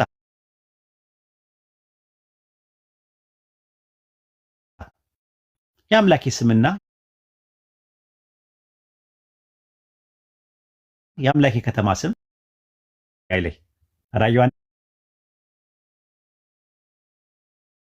ምዕራፍ 19 ራዕይ ዮሐንስ ምዕራፍ 19 ቁጥር 5 ላይ ራዕይ ዮሐንስ አይቻልም። ድምፅም እንዲህ ሲል ከዙፋኑ ወጣ። ያ በዙፋኑ ላይ በአብ ቀኝ የተቀመጠው የኢየሱስ ድምፅ ነው። ባሪያዎች ሁሉ እርሱን የምትፈሩ ታላላቆች፣ ታናናሾች ሆይ አምላካችንን አመስግኑ አለ። አየሽው? አምላካችንን አመስግኑ የሚለው ማን ነው? ማን ነው አምላካችንን አመስግኑ የሚለው? ማን ነው አምላካችንን አመስግኑ የሚለው ብለሽ ስትይ ኢየሱስ። ሰማይ ላይ አምላካችንን አመስግኑ ለምን ይላል ታዲያ? አምላካችን ሰማይ ላይ አምላካችን ይላል። ምን ሊያደርግ ነው አምላካችንን የሚለው? ሰማይ ላይ አምላካችን ይላል። እዛ ሄዶ ምን እንደሚሰራ ታውቂያለሽ? ስራው ምን እንደሆነ ታውቂያለሽ? ዕብራውያን 8:2 ላይ እንዳደነግጬ ጥቅስ ራዕይ 8:2 ላይ አገልጋይ ነው። እዛ ሰማይ አብን እያገለገለ ነው ያለው። ይታይሻል። እርሱ የመቅደስና የእውነተኛይቱ ድንኳን አገልጋይ ነው። እርሷም በሰው ሳይሆን በጌታ የተተከለች ናት አለ። እቺ እውነተኛይቱ ድንኳን የተባለችው ማናት ብለን ስንል ኢየሱስ የገባባት ናት ራሱ። አይ ቲንክ ዕብራውያን 9 ላይ ገባ 9 አይ ቲንክ 9:24 ላይ 23 ወይ 24 እስቲ ፈልገው 24 ላይ 24 አይሽው። ክርስቶስ በእጅ ወደ ተሰራሽ የእውነተኛ ምሳሌ ወደምትሆን ቅድስት አልገባም፣ ነገር ግን በእግዚአብሔር ፊት ስለኛ አሁን ይታይ ዘንድ ወደ እርሷ ወደ ሰማይ ገባ ይላል። ሰማይ ላይ ከገባ በኋላ እዛ ምንድነው ስራው? አገልጋይ ነው ይላል። እዛው ላይ ዕብራውያን 8:2 ላይ አገልጋይ ነው። ላትሪዮጎስ አምላኪ ነው። አምላኪ ነው ራሱ ማለት ላትሪዮ ማለት ላትሪያ ማለት አምልኮ ማለት ነው። ላትሪዮ ማለት በግስ መደብ ነው ማምለክ ማለት ነው። ላትሪዮጎስ ማለት ደግሞ አገልጋይ ማለት ነው። አሁን ሰማይ ላይ ራሱ አብን እያመለከ ነው ያለው። አምላኪ ነው እሱ። ሰማይ ላይም ራሱ አርፎ አልተቀመጠም እዛ ራሱ ማለት ነው። አማላጅ እኮ ነው። በአብ ቀኝ የተቀመጠ ስለኛ የሚማልደው ይላል።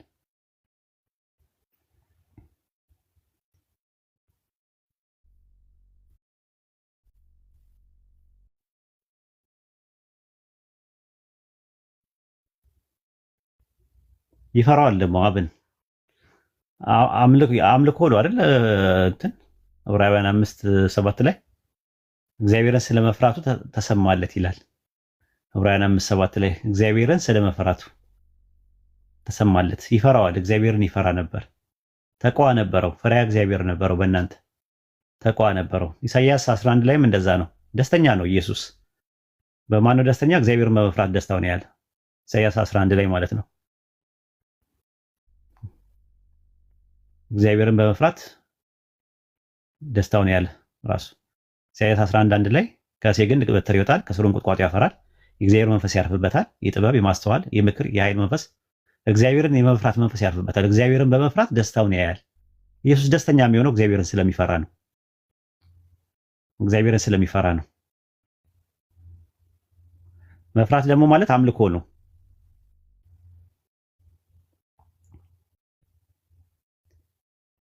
እሱን ደግሞ ማሳየት እንችላለን እንትን ላይ ማለት ነው።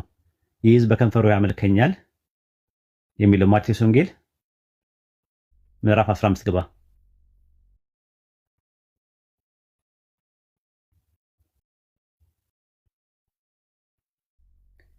ማቴዎስ 15 አውጣላት።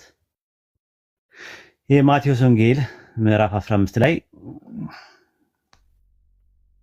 ይዝ በከንፈሩ ያመልከኛል አለና ማቴዎስ ወንጌል ምዕራፍ 15 ቁጥር 8 ላይ ይዝ በከንፈሩ ያከብረኛል ልቡ ግን ከኔ የራቀ ነው። ጥቅስ ነው፣ ኢሳይያስ ላይ ያለውን ጥቅስ። የሰው ስርዓት ትምህርት እያስተማሩ በከንቱ ምን ይሉኛል? በከንቱ ምን ይሉኛል? ምን ይሉኛል ነው የሚለው? ወጣች እንዴ? ወይኔ ያስበላችሁ። ኧረ መልሱልኝ። ሰላም አለይኩም ወራህመቱላሂ ወበረካቱ። መልሱልኝ። ወአለይኩም አሰላም ወራህመቱላሂ ወበረካቱ። ያሲን እንዴት ነህ? ተሻለ ወይ? ሁሉ ሰላም?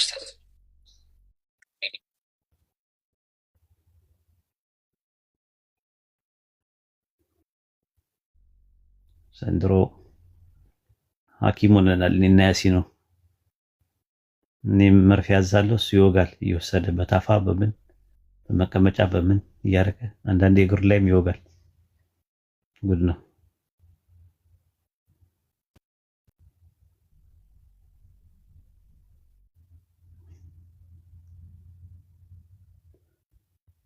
በከንቱ ያመልኩኛል ነው የሚለው። ኢሳያስ ላይ ግን ከጥቅሱ ላይ ስትመለከቱ በከንቱ ይፈሩኛል ነው የሚለው።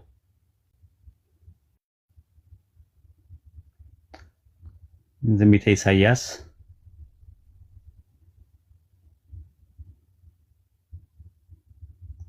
ምዕራፍ አይ ቲንክ ምዕራፍ 21 ላይ ነው 29 ላይ ምዕራፍ 29 ላይ ነው።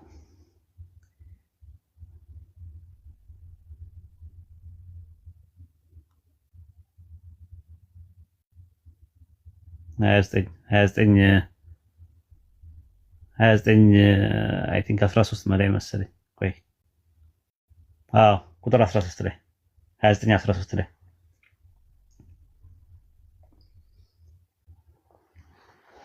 አያችሁ፣ ይፈራኛልና ያመልከኛልና ያመልኩኛልና የሚለው ይፈሩኛል በሚል ነው የመጣው። አያችሁ፣ መፍራት አምልኮ ነው። ኢየሱስ አብን ይፈራው ከነበረ ያመልከው ነበር ማለት ነው በቀላል።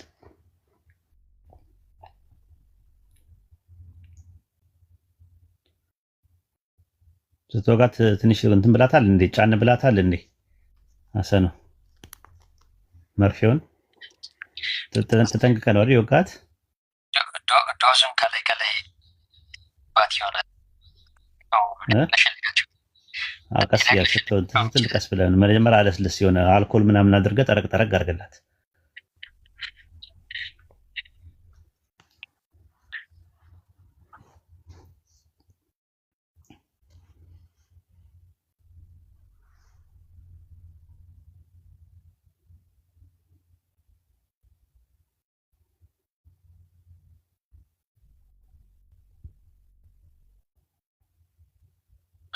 ቀደም ከገድላት መጽሐፍ ስትዘረዝራቸው የነበሩት ነገሮች ማለት ነው ኡስታዝ፣ እነዚህ ውስጥ ነው ያለው አይደል? ይለምናል ምናምን የሚለውን እሰጥሃለሁ እልክልሃለሁ ውስጥ እነዚህ ውስጥ ነው ያሉት አይደለ? አሉ ሶስት አሉ መዝገበ ሃይማኖት ላይ አሉ። እልክልሃለሁ።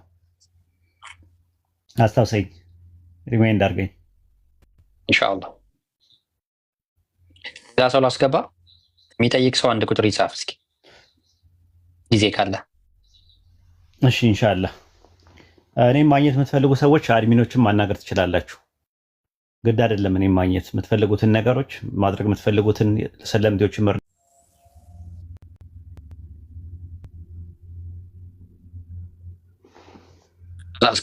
ተመልሳለች። ሀኒ ተመልሳለች። እሺ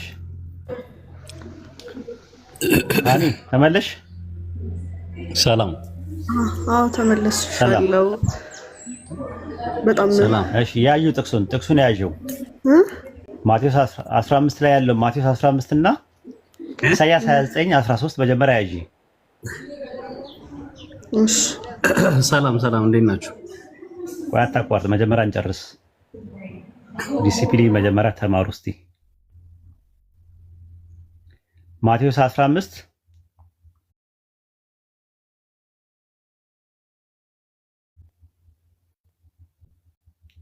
ቁጥር 8 እና 9 ያዥ።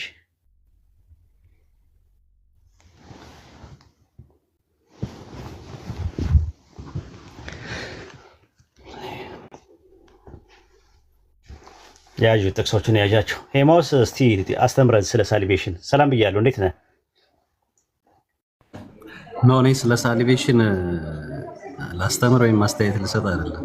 ሙስሊም ቤት የመጣሁት እኔ ጥያቄ ስላለኝ ነው ስለ እስልምና።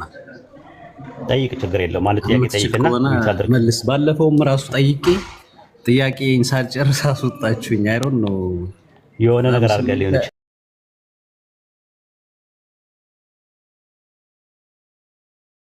ምሳሌ ልነግርህ ነው።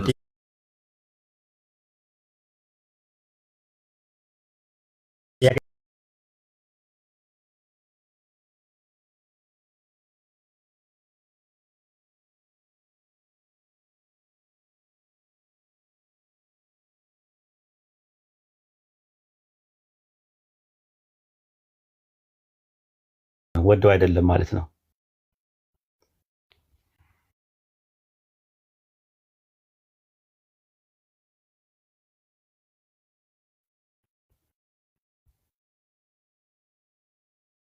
እሱለት ያጀማ ኖርማሊ አትሳደቡ።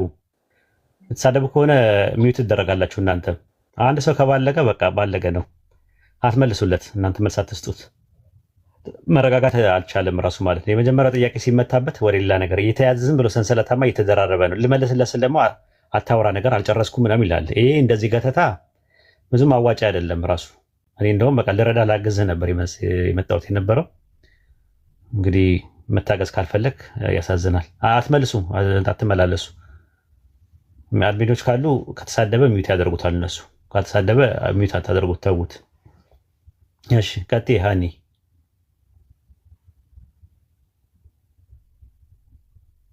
እና ማለት ነብይ ነው ማለት ነው በቃ ኢየሱስ። እና መጽሐፍ ቅዱስ ላይም አለ ይሄ የተደበቀው እውነት ላይም ሳነብ እዛ ላይ ያሉትንም የወንጌል ምዕራፎችንም ሳነብ 2 ቦታ ነው 3 ቦታ ነብይ ነው የሚል አለ። አምላክም ነብይም እንዴት ሊሆን ይችላል እኮ? የማን ነብይ ነው እኮ ነው አሁን ጥያቄ የሚመጣው እኮ። ትልቁ ፕሮብሌም የሚፈጠረው የማን ነብይ ነው የሚባለው። ነብይ ከሆነ የማን ነብይ ነው ብለሽ ጠይቂያቸው። የአምላክ ነብይ ነው ካሉሽ ማለት ከአምላክ እየሰማ መልእክት እየተቀበለ እንዴት ይመጣል? አምላክ ማለት እውቀት አለው፣ ሙሉ እውቀት። አምላክ ሙሉ እውቀት አለው እንጂ ከሌላ አካል የሆነ እየሰማ ከራሴ ምንም አልናገርም፣ የምትሰሙት ቃል የላከኝ እንጂ እኔ አይደለም፣ ትምህርቴ ከላከኝ እንጂ ከኔ አይደለም፣ ትምህርቴ ከላከኝ እንጂ ከኔ አይደለም፣ የምትሰሙት ቃል የኔ አይደለም እያለ ለምን ይላል? ቢያንስ በእውቀት እንኳን እኮ አንድ ናቸው። ቢያንስ እንኳን የሱ ከሱ ተቀብሎ እንኳን ቢመጣ አንድ አይነት ስለሆነ ምንም ማለት አልነበረበትም። ተቀብዬ ነው ከራሴ አልናገርም፣ አብ እንደነገረኝ ነው የምናገረው ምናምን እንደዚህ አይነት ቃላቶችን ለምን ይጠቀማል ነብይ ካልሆነ?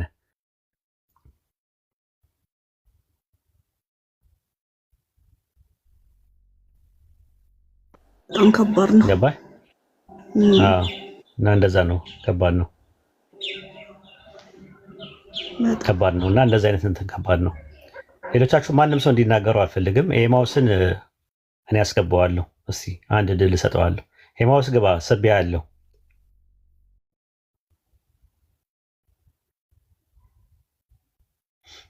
ኤማውስ ይሰማል? ግባ ግባ፣ ሰቢያ ያለው አስገቡት። ኤማውስን ካለ ሰቢያዋለሁ እኔ ራሴ።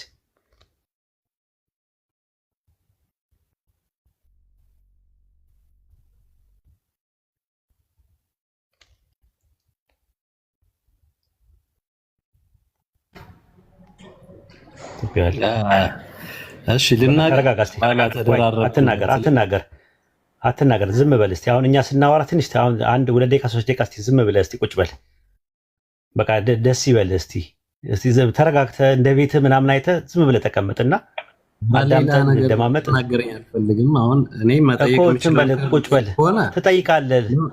ለምን አትረጋጋም? አሁን እኮ ያስገባው እኮ እስቲ ተረጋጋ። አሁን በቃ ዝም በል እስቲ። ሚውት አድርገህ ተቀመጥ እስቲ እንደ ቤትህ። እስቲ ዝም ብለህ እስቲ ሚውት አድርጋ እስቲ ለ1 ደቂቃ እስቲ ሚውት አድርገው እስቲ ራስህን። በቃ ተረጋግተህ እስቲ። አሁን እያወራን ነው። እስቲ አሁን ቢያንስ እንኳን ጨዋነት እንኳን ተማር ራሱ። እሺ በቃ አውራስ ትልኝ። ሃኒ ቀጥይ። እሺ አዎ እልሃለሁ እኔ። ሃኒ ሰማሽ? እንደዛ ከራሱ ምንም ነገር መናገር የሚችል አይደለም። ራሱ ከሌላ አካል ለምን ያዳምጣል ነው። ነብይ ከሆነ መልእክተኛ ከሆነ ከሌላ አካል ለምንድን ነው የሚሰማው? ለምንድን ነው እንትን የሚለው ነው ጥያቄ ጥያቄያችን ነጥባችን ያለው ግልጽ ነው።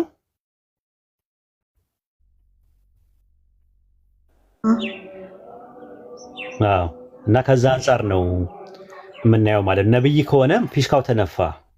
ከዛ በኋላ ምንድን ነው? ድራማ ነው የሚሆነው፣ ፎርሽ ነው የሚሆነው።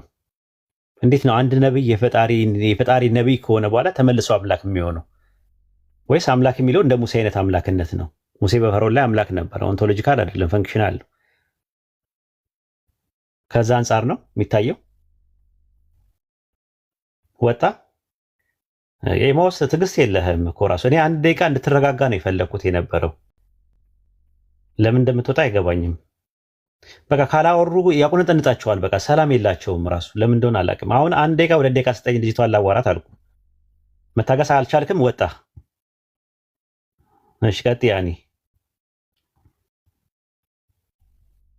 ፍጹም ሰው ፍጹም አምላክ ነው። ይጋጫሉ እኮ ፍጹም ሰው ፍጹም አምላክ። አሁን አምላክ ሁሉን አዋቂ ነው አይደለ? ሰው ደግሞ ሁሉን አዋቂ አይደለም አይደል?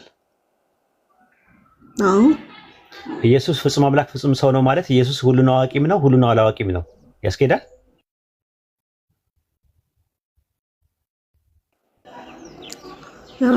እንደዛ ከሆነ ያስኬዳል ነው። ሁሉን አላዋቂም ነው ሁሉን አዋቂም ነው። ፍጹም ሰው ፍጹም አምላክ ከሆነ ሰው ከሆነማ እንደዛ ከሆነ እኮ ሁሉን አዋቂም ነው ሁሉን አላዋቂም ነው። ሁሉን ቻይም ነው ሁሉን ቻይም አይደለም። የማይሞትም ነው የሚሞትም ነው። አየሹ? ሁሉን አዋቂም አይደለም ሁሉን አዋቂም ነው። ወይድ ፍጹም ቀይ ነው ወይድ ፍጹም ጥቁር ነው። ያስኬዳል አይደል? ያስኬዳል አይደል? ወይድ ፍጹም ሙሉ በሙሉ ቀይ ነው ወይድ ደግሞ ሙሉ ለሙሉ ጥቁር ነው።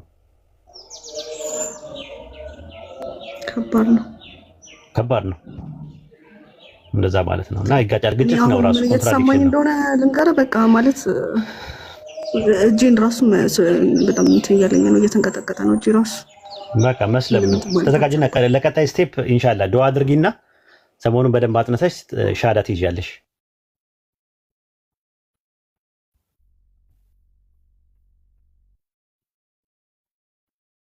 አጥናና በደንብ አንብቤ። አዎ አንብቢና አጥኚና ስትወስኚ ንገሪኝ። ሻሃዳ ትይዣለሽ ኢንሻአላህ ማለት ነው። ሻሃዳ ባትይዥም እንኳን ቢያንስ ጥሩ ነገር ለእስልምና ኖሮሽ ጥሩ ቤተሰብ ሆነ መኖር ትችያለሽ እንደ ሌሎቹ ክርስቲያኖች ማለት ነው። እንደዛም ይቻላል።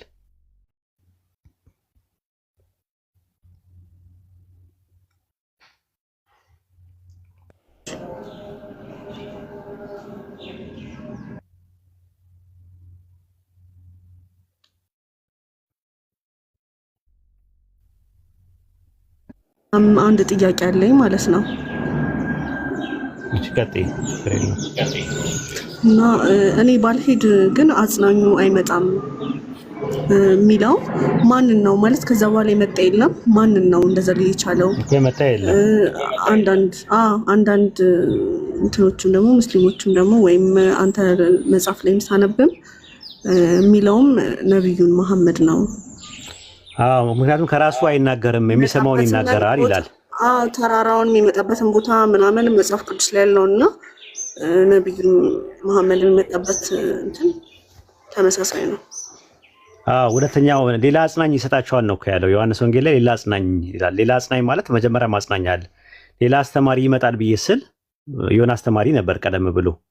ስለዚህ ሌላ የሚለው አናዘር ኦፍ ዘ ሴም ካይንድ ማለት ነው። ቀኝህን ጉንጭን ለሚመታ ሌላውን ስጠው ይላል። ዛት ሚንስ ሁለት ጉንጮች አሉ። ስለዚህ መጀመሪያ የነበረው አጽናኝ አለ፣ ከዛ ቀጣ የሚመጣው አለ። የመጀመሪያው ልክ እንትን ነው፣ ከራሱ አይናገርም የሚሰማውን ይናገራል አለ።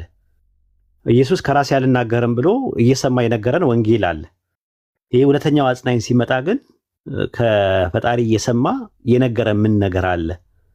ኢትስ ኦኬ መንፈስ ቅዱስ ነው ብለሽ ተቀበይላቸው። ግን መንፈስ ቅዱስ ምን ተናገረ? እንደ ኢየሱስ ከአብ ሰምቶ ምን ተቀበለ? ራሱ ወልስ እሺ ከአብ ሲሰማ የነበረው ስጋ ስለለበሰ ነው፣ ራሱን ዝቅ ስላደረገ ነው ያሉ። መንፈስ ቅዱስ ስጋ አልለበሰም በእነሱ ትምህርት። ለምን ከአብ ይሰማል? ራሱን ችሎ ለምን አይናገርም? መልእክተኛ ካልሆነ የሚመጣው። ስለዚህ ከራሱ አይናገርም የሚሰማውን ይናገራል ይላል ዮሐንስ ወንጌል ምዕራፍ 16 ቁጥር 12 እና 13 ላይ። ከራሱ ካልተናገረ የሚሰማውን የሚናገር ከሆነ ከማን ነበረ የሚሰማው የነበረው? ሰምቶስ ምን ተናገረ? ኢየሱስ ዮሐንስ ወንጌል 8:40 ላይ ከእግዚአብሔር ሰምቼ ነገርኳችሁ ሰው ነኝ አለ። ዮሐንስ 8:26 ላይ ደግሞ የላከኝ እውነተኛ ነው፣ እኔም ከእርሱ የሰማሁትን ለዓለም እናገራለሁ አለ። ዮሐንስ ወንጌል ምዕራፍ 15 ቁጥር 15 ላይ ከአባቴ የሰማሁትን አስታውቂያችኋለሁ አለ። ዮሐንስ ወንጌል ምዕራፍ 5 ቁጥር 30 ላይ እኔ ከራሴ አንዳች ላደርግ አይቻለኝም፣ እንደሰማው ፈርዳለሁ አለ። አይሽ ይሰማ ነበር። ሰምቶ ምን ነገረን? ወንጌል የሚባል ነገር ነገረን ኢየሱስ። ይሄ ሁለተኛው አጽናኝ ሲመጣ ግን ከላከው ሰምቶ የሚናገረው ነገር እንዳለ ከተነገረን ምን ነገረን? ከላከው ሰምቶ። ስለዚህ ከኢየሱስ በኋላ ከላከው ሰምቶ የተናገረና ሪቪል የሆነለት ማን አለ? እከሌ የሚባል ሰስቴን ያደረገ ሳቹሬት ያላደረገ ትምህርት ያለው ማን አለ? ከረሱል ሰለላሁ ዐለይሂ ወሰለም ውጪ። ይሄ ነው ትምህርታችን። ሃኒ የራሱ ኢየሱስ ነብዩ መሐመድ እንደሚመጣ ያውቃል ማለት ነው። ተናግሯል ማለት ነው። ቁርአናችን እንደዛ ነው የሚናገረው። ቁርአናችን እንደዛ ነው የሚለው። የእናንተም ላይ ኢሳ መሰለኝ ካልተሳሳትኩኝ እንደሚመጣ ተንብየዋል። ሱረቱ ሷፍ ምዕራፍ 61 ስሙን ገልጿል። ስም ጠቅሰዋል። አህመድ የሚል ጠቅሰዋል። አህመድ ያሲን አውጣላት። ሱረቱ ሷፍ ምዕራፍ 61 ቁጥር 6 ላይ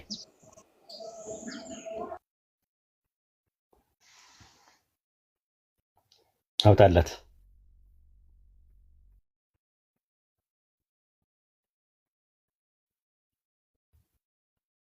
በትልቁ አድርጉት።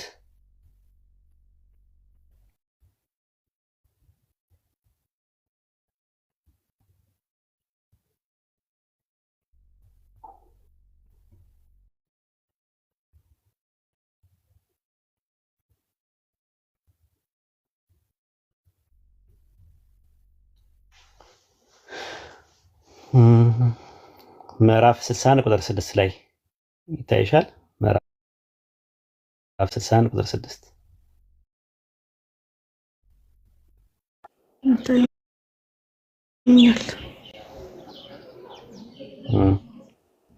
የመርየም ልጅ ኢሳም እንደዚህ ያለ የእስራኤል ልጆች ሆይ እኔ ከተውራት በፊት ያለውን የማረጋገጥ ሲሆን ከኔ በኋላ በሚመጣው መልእክተኛ ስሙ አህመድ በሆነ የማበስር ሲሆን ወደ እናንተ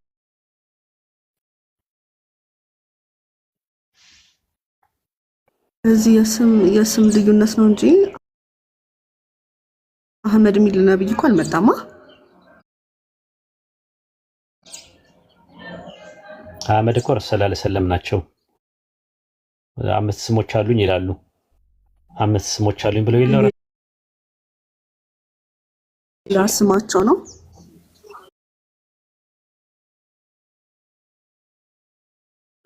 ሌላ ስማቸው ነው። 5 ስሞች አሉኝ ብለዋል። ከአምስት ምን ነው ይበቃሽ? ሌላችሁ እንድናገር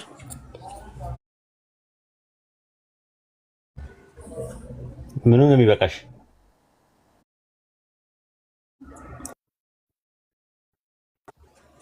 እንዴ በጣም ከጠበኩት በላይ ነው። እኔ እንጃ።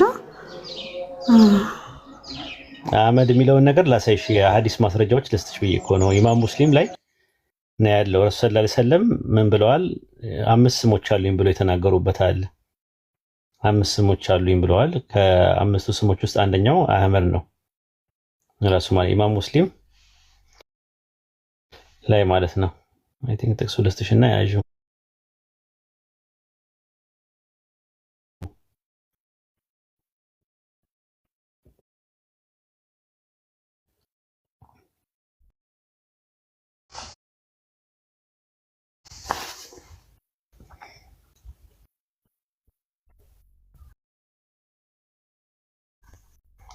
አገኛላት። ይታይሻል። አያም ሙሐመድ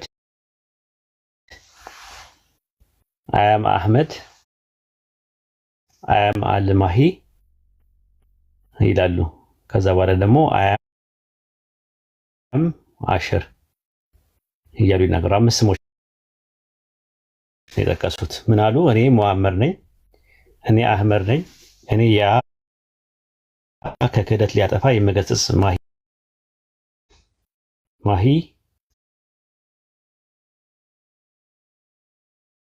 ሙሐመድና አህመድ ሙሐመድና አህመድ ግልጽ ነው።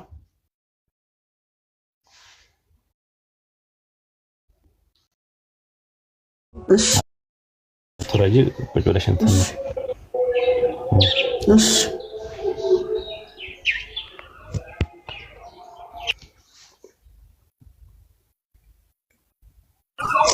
ኦኬ ሲሰለምቲዋ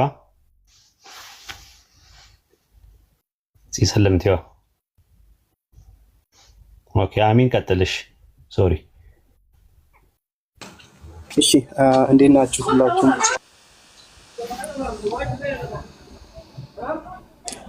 አሃ ሰላም ብያለሁ። ሰላም ነው። ሰላም በሉ እንጂ አለን። እንዴት ናችሁ? ሙስሊም አይደለም እንዴ? አሚን ይላል። እኔ ክርስቲያን ነኝ። እኔ ኦኬ አሜን ነው። አሚን ነው ስምህ? አሚን አማኑኤል። ኦኬ አሜን ነው። አሜን የክርስቲያን ነው። አዎ አሚን አማኑኤል አሚን ነው። አዎ አሁን ዮሐንስ 16 ቁጥር 7 ላይ አለ አጽናኙ የሚል መሐመድ ነው አልክ መሰለኝ። አዎ እንደዛ ነው ብለው ያስቀመጡት ነው። አዎ ነብይ ነው። የግሪኩ ምንድነው የሚለው አጽናኝ ለሚለው ቃል የተጠቀመበት ምንድነው? ያው እኔ ግሪኩ አላውቅም። ግሪኩ ፓራክሊቶስ ይላል እና ፓራክሊቶስ የሚለው ቃል ፓራክሊቶስ መንፈስ ቅዱስ ነው። ዮሐንስ ወንጌል አንደኛ ዮሐንስ መልእክት 2:1 ላይ ፓራክሊቶስ ይባላል። ቆይ ላስረዳ እዚህ ላይ ራሱ ማን ዋሂድ ዮሐንስ 16 ቁጥር 7 ላይ ራሱ እኮ እኔ ልካለሁ ይላል እኮ ኢየሱስ ነው እንዴ?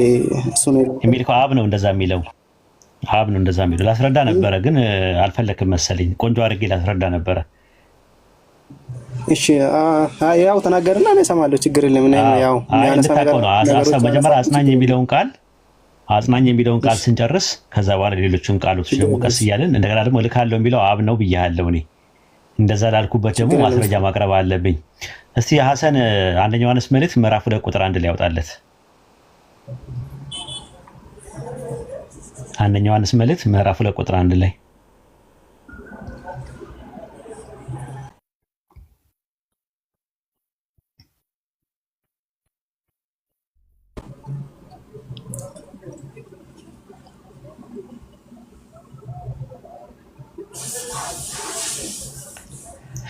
አንደኛ ዮሐንስ መልእክት ምዕራፍ 2:1 ላይ ማንም ኃጢአት አይስራ ይልና ኃጢአት ቢሰራ ግን ከአብ ዘንድ ምን አለን ይላል። አሚን። እሺ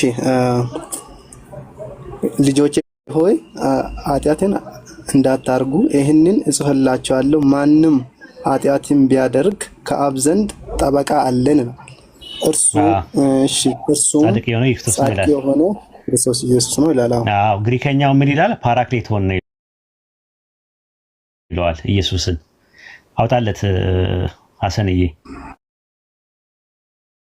ያው ስለሚታይ እዚህ ጋር ማንበብም ይቻላል። ትራንስሊተሬሽንም አጠገቡ ስላለ ማየት ትችላለህ።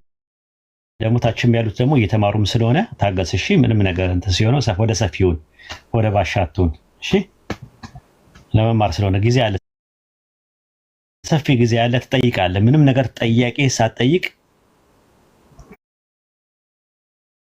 ምንም ነገር አትወጣም። ራሱ ያን ጥያቄ 2:1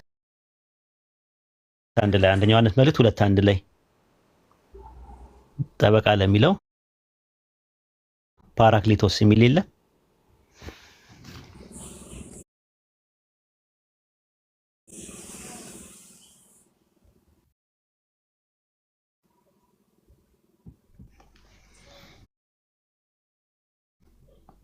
አንደኛ ዮሐንስ መልእክት አንደኛ ጴጥሮስ ላይ ነው ያለው እኮ።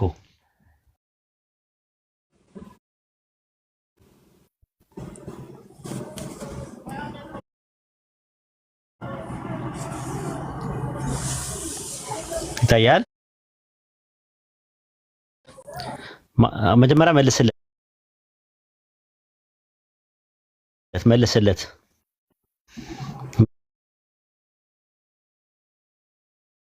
መልስለት እና ፓራክሊቶ ትሆናለን ይላል። አሁን ፓራክሊቶ ማለት